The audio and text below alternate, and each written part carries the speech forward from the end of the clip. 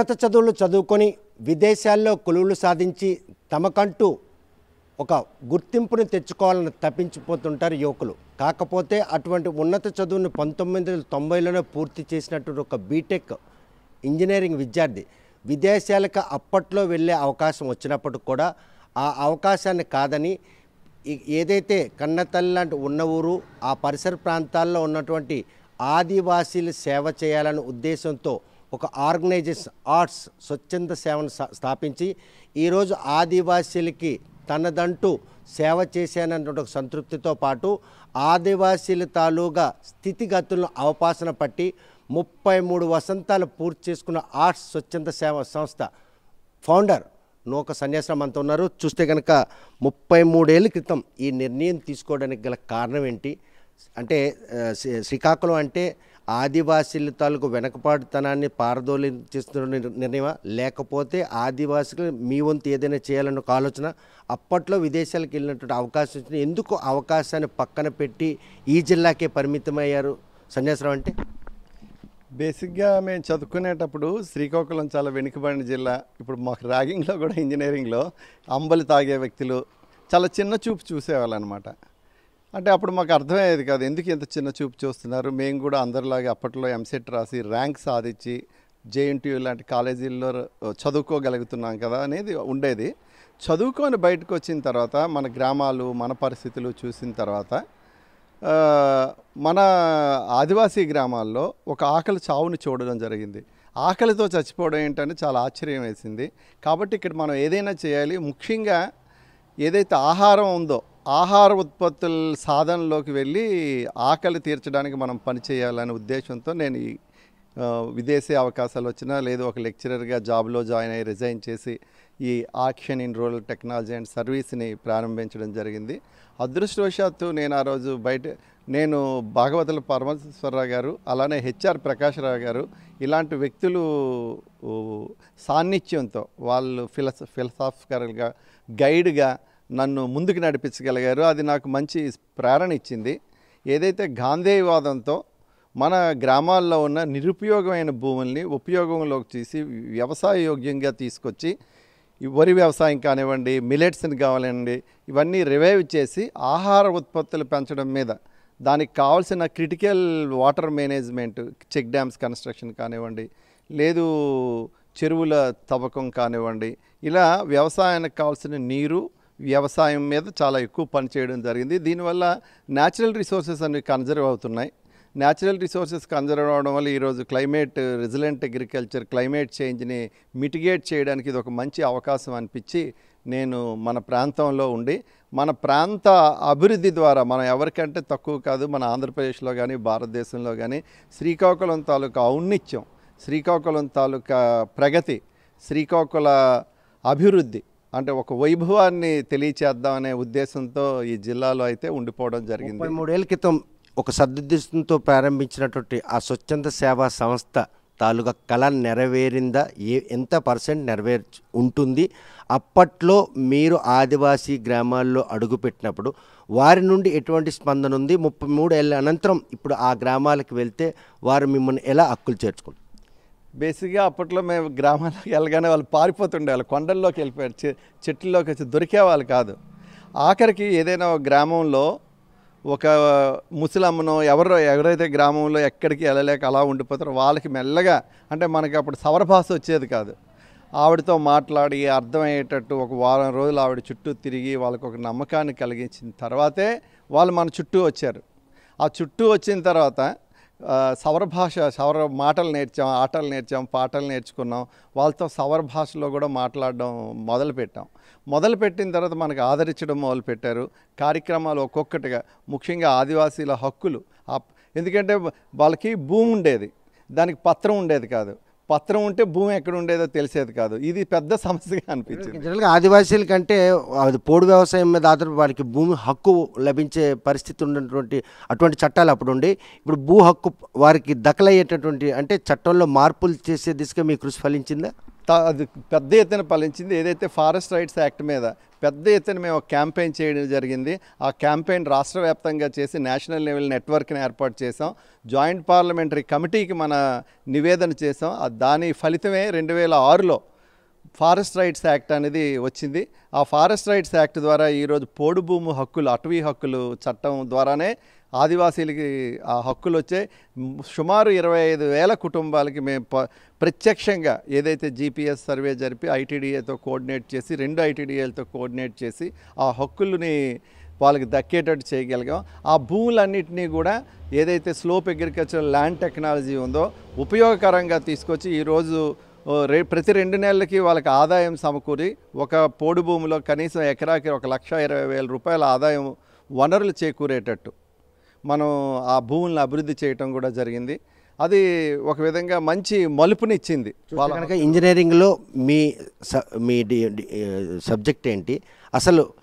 Rural అంటే tribal కనెక్టివిటీకి మీ చదువుకి ఎక్కడైనా పొంతనుందా అసలు? అంటే నేను సివిల్ ఇంజనీరింగ్ చేశాను కాబట్టి న్యాచురల్ రిసోర్స్ మేనేజ్మెంట్ మీద, ముఖ్యంగా వాటర్ కన్జర్వేషన్ మీద, అలానే ఈ ట్యాంక్స్, చెక్ డ్యామ్స్ కన్స్ట్రక్షన్ మీద, ముఖ్యంగా నేను డ్రింకింగ్ వాటర్లో గ్రావిటీ ఆఫ్ ఫ్లో వాటర్ని, ఎందుకంటే ఆడవాళ్ళు అలా వెతలు చూశాను. రాత్రి 2 కొండ కింద నుంచి ఒక 2 కిలోమీటర్లు దిగి కుండలో నీళ్లు చలమల్లో నుంచి తీసుకొచ్చి సమ్మర్లో మళ్ళీ ఇంటికి 5 గంటలకు చేరేవాళ్ళు. ఆ 2-3 కుండల నీళ్ళే వాళ్ళ అందరికీ సరిపోయేది. సో దీన్ని ఎలా అయినా ఈ ఏదైతే మహిళలలో ఉన్న డ్రడ్జిడి, ఆ కష్టాన్ని తీర్చాలని అనిపించింది. సో అప్పుడు ఎక్కడో ఉన్న ఒక స్ట్రీమ్లో నుంచి వాళ్ళ టెక్నాలజీని ఉపయోగించి, హెచ్డిఎఫ్సి అంటే మనం ఇప్పుడు టెక్నాలజీని ఉపయోగించి ఆ 2-3 కిలోమీటర్ల నుంచి ఎత్తైన కొండల మీద నుంచి ఆ గ్రామంలోకే గ్రావిటీ ఫ్లో ఆఫ్ వాటర్తో నీరు తీసుకురావడం జరిగింది. దీంట్లో కూడా స్లో శాండ్ ఫిల్టరేషను, అంటే నా ఇంజనీరింగ్ చదువు అక్కడ ఉపయోగించుకోగలిగాను.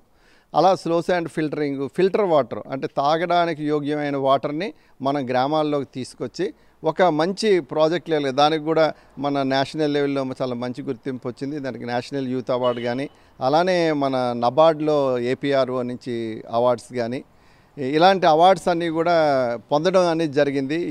అది ఇంజనీరింగ్ అనేది చాలా ఉపయోగపడింది. ఎందుకంటే అందువల్లనే నేను వ్యవసాయానికి అభివృద్ధి చేయడానికి ఒక కారకంగా నిల్చోగలిగాను. అంటే మీ ఏదైతే ఎడ్యుకేషన్ ఉందో ఆ ఎడ్యుకేషన్లో ట్రైబల్ ఇన్నోవేటెడ్ మాత్రమే మైదాన ప్రాంతం కూడా ఆ టెక్నాలజీ ఇప్పుడు, ఎందుకంటే ట్రైబల్ కొండలు జీవించే వారి దాహర్త కావచ్చు.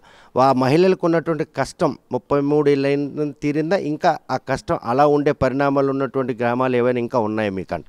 అంటే ఒక ఆదివాసీ ప్రాంతంలో కాదు, తాగునీటి సమస్య మీద ముఖ్యంగా మన శ్రీకాకుళం జిల్లాలో ఉద్దాన ప్రాంతంలో కిడ్నీ సమస్య ఉంది, అక్కడ సిలికాన్ ఉందని, అలానే చాలా ప్రాంతాల్లో మన గ్రామాల్లో కీళ్ళ నొప్పులతోనే వీటితో బాధపడుతున్నారు.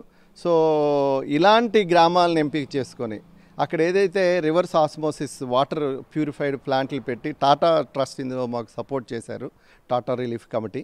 సో వాళ్ళ సహాయంతో సుమారు 110 గ్రామాల్లో ఉమెన్ ఎంటర్ప్రెన్యూర్షిప్ డెవలప్ చేసి ఉమెనే వాళ్ళకి నాయకత్వం వహించేటట్టు, వాళ్ళకి తాగునీరు అందించేటట్టు మనం ఈరోజు తాగునీటిని ఈ టెక్నాలజీ ద్వారా ఉపయోగించి, అత్యంత ముఖ్యమైన విషయం ఏంటి అని అంటే మన తీర ప్రాంతంలో ఉప్పు నీటి మీద అలా ఆధారపడ్డారు. దాన్ని సాల్ట్ వాటర్ ప్యూరిఫైయర్తో మనం అక్కడ కూడా మంచి నీటిని అందించాం. సో ఈ టెక్నాలజీ అన్నిటిని మనం ఉపయోగించుకోగలిగి ఆ మైదాన ప్రాంతాల్లో కూడా తాగునీటి సమస్య, అలానే ముఖ్యంగా కిడ్నీ ఏరియాలో ఆ సిలికాన్ రిమూవల్ ప్లాంట్స్, అలానే మిగిలిన దగ్గర ఫ్లోరైడ్ రిమూవల్ ప్లాంట్స్ని ఇచ్చి ఆ గ్రామాల్లో దాహార్తిని తీర్చడానికి, ఆ సమస్యని పరిష్కరించడానికి మనం కృషి చేయడం జరిగింది. అలానే మనం ఉప్పినివలస బూర్జ మండలంలో అది కరువు ప్రాంతంగా ఉండేది, అక్కడ చైన్ ట్యాంక్ సిస్టము డెవలప్ చేసి ఓనిగొడ్డ ఒక చిన్న ఛానల్ని దానికి లింక్ చేసి ఆ ట్యాంక్స్ అన్నీ నిండి అక్కడ ఇరిగేషన్ జరిగేటట్టు, అంటే ఆ చైన్ ట్యాంక్ సిస్టమ్ తాలూకా అంటే ముఖ్యమైన లక్ష్యాన్ని అక్కడ ఛేదించడం జరిగింది. రైట్. చూస్తే కనుక ఆర్ట్స్ స్వచ్ఛంద సేవా సంస్థకి ఈ సమస్యలు వంటపట్టాయా? కేంద్ర రాష్ట్ర ప్రభుత్వాలు ఆదివాసీల అభ్యున్నతికి కోట్లాది రూపాయలు ఖర్చు పెడుతున్నారు. వారి తాలూగా ఏదైతే స్థితిగతులు మార్చాలి, ఆర్థిక పరిపుష్టి కలపాలి, జీవన శైలి మారాలి, అడవి అడవి తల్లి ఒడిలో జీవించడం వారి తాళ్ళుగా జీవనాలను మార్చేందుకు వారు చేస్తున్న ప్రయత్నంలో వారి నిర్లక్ష్యం మీకు ఈరోజు ఈ ఏదైతే మీ అసోసియేషన్ ద్వారా వారికి సేవ చేసే అదృష్టం కలిగిందనుకోవచ్చు. ఒక విధంగా అలా అని చెప్పొచ్చు. ఎందుకనంటే ప్రభుత్వం రీచ్ కాని గ్రామాలు, ప్రభుత్వం చేరలేని గ్రామాలు మనం చేరగలిగాం. అలానే మరొక ముఖ్యమైన అంశం ఏంటంటే మనం ప్రజలకు అత్యంత దగ్గరగా వెళ్ళి వాళ్ళని మొబిలైజ్ చేసి వాళ్ళ అత్యంత అవసరం ఏంటి, వాళ్ళ ప్రైమరీ నీడ్ని మనం తీర్చడానికి ప్రయత్నించాం. ఏదైతే ప్రైమరీ నీడ్ని తీర్చడం వల్ల గ్రామాల్లో చాలా మంచి ఆదరణ. ఈరోజు 33 సంవత్సరాల తర్వాత ఏ గ్రామం వెళ్ళినా మన దగ్గరికి అందరూ చుట్టూ మూగుతారు మీ వల్లే. అంటే బాగా ప్రతి గ్రామంలో నేను విన్నది ఏంటంటే మొట్టమొదటిసారిగా మీరు గ్రామాల్లోకి వచ్చి మహిళలకి మగవాళ్ళకి కొలత ప్రకారం సమాన వేతనం ఇచ్చారండి కరువు రోజుల్లో. ఆ రోజు మా కూలి 60 రూపాయలు ఉండేది, మీరు వచ్చి అది 120 రూపాయలు ఇచ్చారు. ఆ తర్వాత ఎంజీఎన్ఆర్ఈజీఎస్లో వచ్చిన తర్వాత మాకు ఈ విషయం తెలిసింది. కాబట్టి మాకు ఒక కూలీనిచ్చి మా వనరులను అభివృద్ధి చేసి మాకు ఈరోజు ఒక జీవన స్థితిగతులు మెరుగుపడ్డాయి, మా ఆదాయం పెరిగిందంటే ఈ సంస్థ తాలూకా కృషి అని ప్రతి ఒక్కరూ వచ్చి చాలా మంచి ఆదరణ. ఒకప్పుడు మామూలుగా ఆహ్వానించారు, ఇప్పుడు వెళ్తే పూలదండలు వేయటం, మాతో కలిసి నృత్యాలు చేయించడం, ఇలాంటివన్నీ చాలా గ్రామాల్లో మీరు చూడొచ్చు. చూస్తే కనుక ప్రస్తుతం ఉమ్మడి ఆంధ్రప్రదేశ్లో సముద్ర తీరం ఎంత పొడుగునుందో అంత పొడుగునున్నటువంటి మన్యం ప్రాంతం రాష్ట్ర విభజన కారణంగా ఆ 2 రాష్ట్రాలుగా ఉన్నటువంటి వారి మధ్యనున్న రిలేషన్ దెబ్బతిన్న ఈ నేపథ్యంలో ఆంధ్రప్రదేశ్లో జిల్లాల పునర్విభజన ఈరోజు శ్రీకాకుళం ఆదివాసీల మధ్య కూడా ఆ బంధుత్వాలు పోయి ఈరోజు కనీసం పరిపాలనా దక్షత లేనటువంటి దుస్థితిలో శ్రీకాకుళం ఆదివాసీలు జీవిస్తున్నారనే విషయాన్ని స్పష్టం అవ్వచ్చా? తప్పకుండా అండి. ఎందుకనంటే ఎప్పుడు విభజన జరిగినా సరే నష్టపోయింది అందరూ ట్రైబల్సే. ఎందుకంటే ఈరోజు శ్రీకాకుళం జిల్లా విభజన తీసుకోండి, పాలకొండ నియోజకవర్గం మన్యం ప్రాంతంలోకి వెళ్ళిపోవటం వల్ల ఐటీడీఏ అంతా కూడా మన్యం ప్రాంతంలోకి వెళ్ళిపోయింది. కానీ పరిపాలనా వ్యవస్థ సీతంపేటలో ఉండిపోయింది. ట్రైబల్ ఎక్కడ ఉండిపోయారు? మెలియాపుట్టి, మందస, అలానే హిరమండలం, కొత్తూరు, అంటే బూర్జ లాంటి మండలాల్లో కూడా ట్రైబల్స్ ఉన్నారు. ఇవన్నీ సప్లాన్ డెవలప్మెంట్ ప్రాజెక్ట్స్గా ఉండిపోతున్నాయి. ఏదైతే షెడ్యూల్ ఏరియా ఐటీడీఏ ఉందో, షెడ్యూల్ ఏరియా రైట్స్ ఉన్నాయో, 5th షెడ్యూల్ తాలూకా హక్కులు వనరులు ఉన్నాయో, ప్రభుత్వ గ్రాంట్స్ ఉన్నాయో, అవన్నీ కూడా ఈరోజు ఈ విభజనలో కోల్పోబోతున్నాం. ఇది ఒక అనాలోచిత నిర్ణయంతో కూడుకున్నటువంటి పునర్విభజన కావడంతోనే ఈరోజు వారి బ్రతుకులు ఇలా ఛిద్రమై అంటే అభివృద్ధి దిశగా అడుగులేస్తున్నటువంటి ఆదివాసీలకు విభజన సెగ మాత్రం మళ్ళీ పాత రోజుల్లో అంటే బతికే ఒక దుర్గతి పట్టే పరిస్థితి కనుముందు కనిపిస్తుంది. అలాంటి అవకాశాలే ఉన్నాయి. ఎందుకనంటే అడ్మినిస్ట్రేటివ్ సెటప్ అనేది ఎక్కడో ఉండిపోతుంది. వాళ్ళ పరిపాలన నుంచి వేరే అయిపోతున్నారు. ఏదైతే ఐటీడీఏ పరిపాలనా విధానం ఉందో, ఐటీడీఏ వనరులు ఉన్నాయో, ఐటీడీఏ కార్యక్రమాలు ఉన్నాయో వాటినన్నింటినీ వాళ్ళు కోల్పోబోతున్నారు, అవి తగ్గిపోబోతున్నాయి. ఎందుకంటే సప్లాన్ ఐటీడీఏ తాలూకా వనరులు కానీ, సప్లాన్ ఐటీడీఏ సిస్టమ్ కానీ, అక్కడ వచ్చే ఆఫీసర్ కానీ, ఇక్కడ ఐటీడీఏ షెడ్యూల్ ఏరియా అనుకోండి, ఐఏఎస్ ఆఫీసర్ ఉంటాడు, ఇక్కడికి వచ్చేసరికి గ్రూప్ 1 ఆఫీసర్ ఉంటాడు. ఆ పరిపాలనలో డెఫినెట్గా అడ్మినిస్ట్రేషన్ సిస్టంలోనే చాలా నష్టపోతాం అన్నమాట. 33 ఏళ్ల క్రితం మీరు ఆ మన్యులో అడుగుపెట్టినప్పుడు వారి జీవన సరళి ఎలా ఉండేది? 33 ఏళ్ళ అనంతరం ఈరోజు ఆ గ్రామాల్లో మీరు సమస్యలు అయితే పరిష్కరించగలిగారు, కానీ వారి స్థితిగతులు, వారి తాలూకా జీవన సరళిలో అనూహ్యమైన మార్పులు రావడానికి కారణం ఏమంటే అది అభివృద్ధి అంటారా, లేకపోతే వారి తాలూకా జీవన సరళిని మార్చేందుకు ఏ అదృష్ట శక్తితో వారికి ఆ దుర్గతి పట్టించింది అనుకుంటున్నారు? అంటే బేసిక్గా జీవనశైలి అయితే మారింది. ఎందుకంటే కట్టు బొట్టు మాట అన్నీ మారాయి. తర్వాత యువత ఇప్పుడు చదువుకోవడానికి కొంత వెళ్ళింది. ముఖ్యంగా మహిళలు, అమ్మాయిలు చదవడం వలన చాలా మార్పులు అనేవి ఆదివాసీ ప్రాంతాల్లో జరిగాయి. దీంట్లో ఏదైతే వ్యవసాయ విధానాలు ఉన్నాయో, యువత కానీ రేపు రాకపోతే ఏదైతే ట్రైబల్ ట్రెడిషనల్ అగ్రికల్చర్ సిస్టమ్స్ ఉన్నాయో, ఆ విజ్ఞానం, అదే ట్రెడిషనల్ నాలెడ్జెస్ అండ్ ఆ ట్రెడిషనల్ నాలెడ్జెస్ని క్రమేణా కోల్పోతున్నారు. సైమల్టేనియస్లీ వారి తాలూగా సహజత్వాన్ని కూడా కోల్పోయే ఒక దుర్గతి కూడా పట్టిందనడంలో ఎటువంటి అతిశక్తి లేదు, ఎలాంటి అతిశయోక్తి లేదు. ఎందుకంటే గ్రాడ్యువల్గా కోల్పోతున్నారు. ఏదైతే సహజత్వం ఉందో, ఏదైతే ట్రెడిషనల్ నాలెడ్జ్ సిస్టమ్స్ ఉన్నాయో అవి చాలా ఖరీదైనవి, అవి ఎవరు వెలకట్టలేనంత అమూల్యమైనవి. ఈరోజు వైద్య విధానం ఉందండి, వనమూలిక వైద్య విధానం ఉందండి. ఆయుర్వేదంలో ఏం చెప్పారో అదే ఉంది. అదే వనమూలికల్ని ఈరోజు ఇంగ్లీష్ మెడిసిన్లో కూడా మనం అలోపతిలో కూడా ఉపయోగిస్తున్నాం. సో ఆ సిస్టమైజ్డ్ నాలెడ్జబుల్ ట్రెడిషనల్ సిస్టమ్స్ ఉన్నాయి. దానికి ఏ అంశం ఈరోజు వారి తాలూకు ఆ ట్రెడిషన్ని కోల్పోవడానికి దోహదపడింది అంటే అంటే ఈ మనకు తెలియకుండా మన డెవలప్మెంట్ని వాళ్ళ మీద రుద్దుతున్నాం. వాళ్ళ ట్రెడిషనల్ నాలెడ్జ్ని వాళ్ళ కల్చరల్ నాలెడ్జ్తో కానీ మనం ముడిపడి డెవలప్మెంట్ని కానీ చేయగలిగితే అద్భుతమైన ఫలితాలను సాధించగలుగుతాం. ఎందుకనంటే వాళ్ళ కొన్ని అంటే మన ముహూర్తగాడు అంటాం. ముహూర్తగాడు ఈరోజు ఆయన కూడా ఎలాగైతే మన కిందన బ్రాహ్మణికల్ ఇవి ఉందో ఆయన ముహూర్తం పెడతాడు. ఆయన చుక్కలు, చంద్రుడు, అమావాస్య, పౌర్ణమి లెక్కలు కట్టి చెప్తాడు. ఖగోళ శాస్త్రాన్ని నిజంగా వివరించినట్టు అనిపిస్తూ ఉంటుంది అదంతా వింటూ ఉంటే. కాబట్టి అలాంటి విజ్ఞానవంతమైన అంశాలని మనం పొందుపరచవలసిన అవసరం అయితే ఉంది. అలాగే దీన్ని మన ట్రైబల్ యూనివర్సిటీసు ఇవన్నీ కూడా డాక్యుమెంట్ చేసి ఆ కల్చరల్ ఎడ్యుకేషన్ని మనం ప్రమోట్ చేయగలిగితే ఆదివాసీలు అద్భుతమైన విజయాలు సాధిస్తారు. ముఖ్యంగా యువకులు. అలా జరగకపోతే వాళ్ళ ఉనికికే వాళ్ళ మనుగడకే ప్రమాదంగా ఏర్పడుతుంది. దాంతోపాటు గోరు చుట్టుపై గొడ్డల వేటు పడినట్టు ఆదివాసీలందరూ కూడాను మత మార్పిడి దిశగా ఈరోజు ప్రేరేపితులు అవుతున్నారు. వారి తాలూగా సహజత్వాన్ని కోల్పోవడానికి అదొక వైరస్ల మన్యులో పాకింది అంటే ఇది కూడా ఒక కారణమే. అంటే అందులో మంచి ఉంది, చెడు ఉంది. ఎందుకనంటే ట్రైబల్ అనేది ఎథనిక్ ప్రాక్టీసెస్. ఆ ఎథనిక్ ప్రాక్టీసెస్ని ఈ మత మార్పిడి వల్ల కోల్పోతున్నారు. ఏదైతే ఆ ఎథనిక్ జీవన శైలి ఉందో ఆ జీవన శైలిని కోల్పోయి మిగిలిన మతాల ఆచారాలు వచ్చేస్తున్నాయి. ఏదైతే ఐక్యత ఉందో, ఏదైతే సోషల్ లైఫ్ ఉందో ఆ సోషల్ లైఫ్, ఆ సోషల్ ఈక్విటీ ఉండేది, ఆ ఈక్విటీ అనేది అక్కడ దెబ్బతింటుంది. ఆ సమతుల్యం అంటాం దాన్ని. ఆ సమతుల్యం అంతా కూడా కనుమరుగైపోతుంది. దాన్ని పరిరక్షించుకునేది కూడా చాలా గిరిజన గూడాలకు సంబంధించినట్టు అప్పట్లో ఉన్నట్టు మనుషులు చాలా పరితపిస్తున్నారు. వారు నిర్వహించుకునే ప్రతి పండుగకి గింజకి ఉన్న పండగను నిర్వహించుకోవాలనుకుంటే కనుక గ్రామాల్లో నెల రోజుల పాటు మగ్గి గ్రామంలోకి ఎవరికీ రాకుండా అటువంటి ఒక కఠినమైన ఆంక్షల నడుమ వారి అలనాటి సాంప్రదాయం పరిరక్షించుకున్న పండుగలు నిర్వహించుకుంటారు. వాస్తవమైన ఇది నిజమే. ముఖ్యంగా అక్షర బ్రహ్మ ఇప్పుడు వాళ్ళు ఒక మంచి మూమెంటం చేశారు. మన ఎథనిక్ ప్రాక్టీసెస్, మన ఎథనిక్ పూజలు మనం ఏదైతే చేస్తున్నామో అవన్నీ కూడా నిలబెట్టుకోవాలని చాలా కఠినంగా వాళ్ళు కూడా చాలా మంచి విధానాలతో, అంటే ఇక్కడ ఏమీ మూఢనమ్మకాలు ఇలాంటివి ఏమీ లేకుండా నిజంగా సైంటిఫిక్ ప్రాక్టీసెస్ అని అక్కడ నేనే కూడా చూశాను. కాబట్టి దాన్ని నేను కూడా ప్రోత్సహిస్తున్నాను. అలాంటి అవసరం అయితే ఉంది. ముఖ్యంగా దీన్ని ఈ ఎథనిక్ ప్రాక్టీసెస్ని కానీ, ఈ ట్రెడిషనల్ నాలెడ్జ్ని కానీ, ఈ ఇండిజినియస్ నాలెడ్జెస్ని కానీ, కల్చరల్ హెరిడిటీని కానీ రక్షించవలసిన అవసరం, ఆవశ్యకత అయితే ఉంది.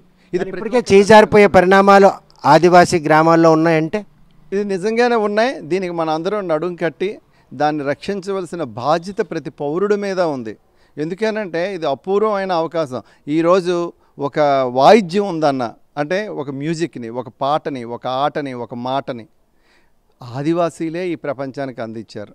ఒక కోయిల రాగాన్ని తెలియచేశారు, ఒక పిన్నల గ్రోవ్ని పరిచయం చేశారు, ఒక బూరను పరిచయం చేశారు, ఒక దింసా డ్యాన్స్ని పరిచయం చేశారు. సో తుడుముని పరిచయం చేశారు, అంటే ఒక శబ్దాన్ని పరిచయం చేశారు. ఒక అమోఘమైన మ్యూజికల్ దీన్ని మన లోకానికే పరిచయం చేశారు. దాన్ని పరిరక్షించుకో, మూలాలు అంటాం. ఆ మూలాల పరిరక్షణ అనేది ప్రతి పౌరుడి బాధ్యత. దీన్ని మన అందరం కూడా ప్రోత్సహించి పరిరక్షించాలని నేనైతే ప్రతి ఒక్క పౌరుడికి మనవి చేసుకుంటున్నాను. ప్రస్తుతం ఆర్ట్స్ స్వచ్ఛంద సేవా సంస్థను స్థాపించి 33 ఏళ్ళు అయినటువంటి ఈ శుభ సందర్భంగా మీరు అనుకున్న ఆశయం ఎంత పర్సెంటేజ్ నెరవేరింది? ఇంకా శోధించిన కొలది సమస్యలు వెలుగులోకి వస్తున్నాయా? మీ ఆశయ సాధనకు 37 ఏళ్ళ పాటు సరిపోలేదా? ఇంకెన్నేళ్ళు అయితే ఆ సమస్యలు పరిష్కారం అవుతాయని ఆశగా ఎదురుచూస్తాం. అంటే మేము లక్ష్యాలనేవి అధిగమిస్తున్నాం, కానీ ప్రతి 10 సంవత్సరాలకి పనిచేసే విధానాల్లో మార్పు చేసి ఆ విధానాల్లో మార్పు చేస్తున్నాం. ఒక 2010 వరకు హక్కుల మీద, వాళ్ళ ల్యాండ్ టైటిల్స్ మీద, భూమి అభివృద్ధి కార్యక్రమాల మీద పనిచేసాం. ముఖ్యంగా పిల్లల చదువులు ఎక్కడ చూసినా డ్రాప్ అవుట్సే. ఈరోజు డ్రాప్ అవుట్స్ అన్ని తగ్గారు. సో ఆ రోజు బ్రిడ్జ్ కోర్స్ సెంటర్స్, అలానే non residential bridge course centres చాలా స్కూల్స్ నడిపేవాళ్ళం. అందులో నుంచి ఇప్పుడు ఏం వచ్చాం, ఎడ్యుకేషన్ మోడ్ మార్చామన్నమాట. అంటే స్కిల్ఫుల్ ఎడ్యుకేషన్ రావాలని, అలానే వొకేషనలైజ్డ్ ఎడ్యుకేషన్ రావాలని వైపు మన ఎడ్యుకేషన్ తీసుకెళ్ళాం, బ్యాక్ టు బేసిక్స్ అని.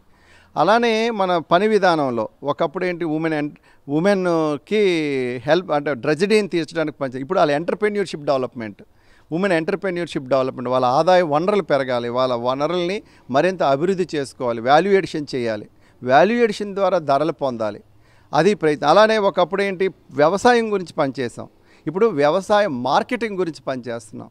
అంటే కలెక్టివ్ మార్కెటింగ్, వాళ్ళకి ధర రావాలి. ఒకప్పుడు పైనాపిల్ 5 రూపాయలు 3 రూపాయలకు కొనే సంత ఈరోజు 15 రూపాయలకి కొనేటట్టు చేయగలిగాం ఫార్మర్ ప్రొడ్యూసర్ కంపెనీస్. మీకు నెరవేరాలంటే ఇంకో 33 ఏళ్ళ అవసరం ఉంటుందా? తప్పకుండా. ఎందుకంటే ప్రజల అవసరాలు మారుతాయి, ప్రజల్లో ఉన్న అంటే నీడ్స్ ప్రతి డికేడ్కి మారిపోతున్నాయి. ప్రతి 10 సంవత్సరాలకి, ప్రతి 5 సంవత్సరాలకి న్యూ జనరేషన్ ఎలా వస్తుందో, ప్రతి 10 సంవత్సరాలకి పౌరుల అవసరాలు, పౌరుల అభివృద్ధి పదాలు మారిపోతున్నాయి. కాబట్టి ఆ అభివృద్ధి పదాల్లో మేమైతే 50% చేరుకున్నాం అనుకుంటున్నాం. మరొక 50% చేరాలి అని అంటే మరింత పని చేయవలసిన అవసరం అయితే కనిపిస్తుంది. ఇప్పుడు ఏంటంటే క్లైమేట్ రెసిలెంట్ అగ్రికల్చర్ అని చాలా ఇంపార్టెంట్. ఎందుకు? వాతావరణ మార్పులు జరిగిపోతుంది, అడవి తగ్గిపోతుంది, అభివృద్ధి పేరుతో మరింత వేడి ఎక్కిపోతుంది. ఆ వేడిని తగ్గించాలి అని అంటే మన అలానే సహజ వ్యవసాయాల్ని మనం ఈరోజు ప్రజల్లోకి తీసుకొని వెళ్ళి వ్యవసాయ విధానాలు క్లైమేట్ రెసిలెంట్గా తీసుకురావాలి, మిటిగేట్ చేయాలి. ఆ విధానాల ద్వారా నెక్స్ట్ 10 years పనిచేయాలనే ఉద్దేశంతో ముందుకెళ్తున్నాం. చూస్తే కనుక ప్రస్తుతం సివిల్ ఇంజనీరింగ్ చదువుకొని ఉపాధ్యాయుడిగా కొలువొచ్చింది. అమెరికా వెళ్ళే అవకాశం వచ్చినప్పుడు కూడా ఒక గిరిజన వ్యక్తి ఆకలి చావుతో చనిపోయాడనే విషయాన్ని గమనించి అసలు ఆకలి చావుతో ఒక ఆదివాసి చనిపోవడం ఏంటి అని శోధించుకుంటూ వెళ్ళిన క్రమంలో ఆర్ట్ స్వచ్ఛంద సంస్థను నెలకొల్పి ఆదివాసీల అభివృద్ధికి తనదైన శైలిలో అన్ని విషయాల్లో కూడా సేవలు అందించారు. కేంద్ర రాష్ట్ర ప్రభుత్వాలు ఈ ఆదివాసీల అభివృద్ధి కోసం కోట్లాది రూపాయలు ఖర్చు చేసిన వారి తాలూకు భవిష్యత్తును మార్చేందుకు మాత్రం ఆ సేవలేవి ఉపయోగపడకపోయినా ఆర్ట్ స్వచ్ఛంద సేవా సంస్థ ఫౌండర్ అయినటువంటి సన్యాసిరావుకు మాత్రం ఈరోజు ఆదివాసీల్లో భూ హక్కు కల్పించడంతో పాటు విద్యా వ్యవస్థ, తాగునీటి కష్టాలు, సహజ వనరుల వినియోగం, ఈ పరిణామాలన్నీ తను ఎంతగానో సంతృప్తినిచ్చే మారుతున్న కాలానికి అనుగుణంగా ఇంకా వారి తాలూకా స్థితిగతులు మార్చేందుకు భవిష్యత్తులో వారు ఎలా ఉండబోతున్నాం అన్నటువంటి విషయం కోసం ఇంకా పరితపిస్తూనే ఉంటాను. ప్రస్తుతం మాత్రం ఐటీడీఏ హోదా కూడా లేనటువంటి శ్రీకాకుళం ఆదివాసీలకు మాత్రం పాలనా దక్షత లేపడం తన మదనపాటు గురిచేస్తుంది. రాష్ట్ర విభజన సెగ అంటే తెలంగాణ, ఆంధ్రప్రదేశ్ రాష్ట్రాల్లో ఈరోజు ఎలాగైతే వారి మధ్యన ఉన్నటువంటి రిలేషన్ భూస్థాపితం చేసిందో ఈరోజు ఆంధ్రప్రదేశ్లో జిల్లాల పునర్విభజన ప్రక్రియ కూడాను ఆదివాసీల మధ్యన మళ్ళీ ఒక గోడను నిర్మించే పరిణామాలు మాత్రం పాలకుల నిర్లక్ష్యం కారణంగా వారికి అది శాపంగా మారిందన్నటువంటి ఆవేదన వ్యక్తం చేస్తున్నారు. ఈ విషయంలో మాత్రం తన చేరుకోవాల్సినటువంటి గమ్యానికి ఇంకా చాలా సమయం పడుతుంది. 33 సంవత్సరాల పాటు ఈ ఆర్ట్స్ స్వచ్ఛంద సేవ నిర్వహించినటువంటి కార్యక్రమాల కంటే ఇంకా మిన్నటువంటి సేవలు అందించే దిశగా తన పరిశోధన కొనసాగుతుంది. ఆ సేవా సంస్థ వ్యక్తులు తొలినాళ్ళలో ట్రైబల్ గ్రామాలకు వెళ్తే చూసి పారిపోయిన వారంతా కూడా తమను హక్కును చేర్చుకుని ఆదరించడం మాత్రం ఈ 37 ప్రస్థానంలో తనకు మాత్రం చాలా సంతృప్తం కలిగిందని చెప్పి ఆశాభావం వ్యక్తం చేస్తున్నారు. ఏ ఆశయాన్ని అయితే ఆయన కొనసాగించాలనుకుంటారో ఆ ఆశయాన్ని ఆయనకి చేజెక్కాలని కోరుకుంటూ వీడియో జర్నలిస్ట్ రామకృష్ణతో సత్యం, RTV శ్రీకాకుళం. తెలుగులో ఫాస్టెస్ట్ న్యూస్ ఇప్పుడు కొత్త అవతారంలో 5 సెకండ్లోనే పూర్తి వార్తా సమాచారం మీ చేతిలో. సోషల్ మీడియా ట్రెండ్స్ మీ కళ్ళ ముందుకే live TV and voice search options తో ఇప్పుడే డౌన్లోడ్ చేయండి. యాప్ లింక్ డిస్క్రిప్షన్లో ఉంది.